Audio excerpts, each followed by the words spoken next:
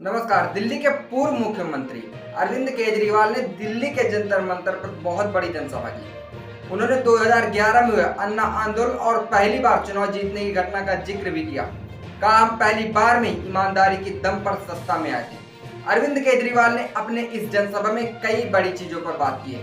केजरीवाल के इस्तीफे पर कहा कि सत्ता और कुर्सी का लालची नहीं हूँ। भाजपा ने भ्रष्टाचारी और चोर कहा तो दुख हुआ, लांछन के साथ कुर्सी तो क्या सांस भी नहीं ले सकता हूँ, जी भी नहीं लगता। अगला दिल्ली चुनाव मेरी अग्नि परीक्षा है। अगर मैं ईमानदार लगूं तभी वोट देना, और अगर मैं बेईमान लगूं तो मुझे वोट मत देना।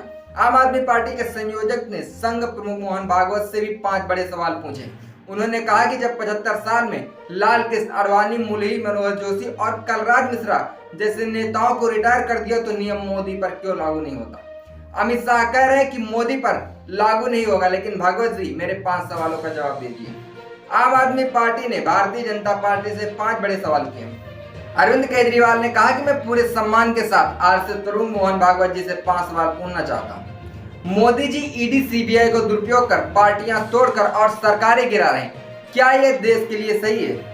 मोदी जी ने देश के सभी भ्रष्ट नेताओं को बीजेपी में शामिल कर लिया है, जिन्हें उन्होंने खुद सबसे बड़ा भ्रष्टाचारी बताया था।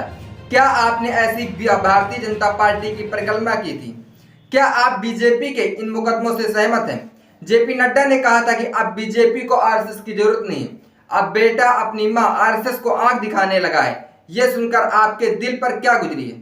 आपने कानून बनाया था कि 75 साल के बाद बीजेपी नेता रिटायर हो जाएंगे। आडवाणी जी को रिटायर कर दिया गया। जो नियम आडवाणी जी पर लागू हुआ, क्या वो नियम नरेंद्र मोदी जी पर लागू नहीं होना चाहिए? तो वही मनीष सिसोदिया ने भी भारतीय जनता पार्टी को लेकर कई बड़ी बातें बोली हैं। मनीष सिसोदिया ने कहा कि बीजेपी वाले मेरी और अरविंद केजरीवाल जी की दोस्ती तोड़ना चाहते थे, लेकिन वो ऐसा नहीं कर पाए। अगर रामायण में कभी राम जी और लक्ष्मण जी अलग होते और दोबारा मिलते तो ऐसे ही मिलते, जैसे 13 सितंबर को केजरीवाल जी के जेल के बाहर आने से हम दोनों मिले थे। जब तक अरविंद केजरीवाल जी तानाशाही के रावण के खिलाफ ये लड़ाई लड़ते रहेंगे, तब तक मैं लक्ष्मण बनकर इनके साथ रहूंगा।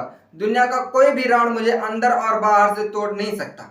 क्या अरविंद केजरीवाल ने अपना इस्तीफा देकर जो ये चुनावी रण का माहौल खोला है, क्या इसमें सफल होंगे? क्योंकि अब अरविंद केजरीवाल गली मोहल्ले में जाकर अपने वोटर को साधने की कोशिश करेंगे। वहीं दूसरी तरफ भारतीय जनता पार्टी ने भी इस बार पूरी तरह से कमान कस रखी है। इस बार दिल्ली के चुनावी माहौल को देखकर आपको क्या लगता है कि भारतीय जनता पार्टी जीतेगी या आम आदमी पार्टी जीतेगी? इस बात का जवाब कमेंट बॉक्स में कमेंट करके जरूर दें।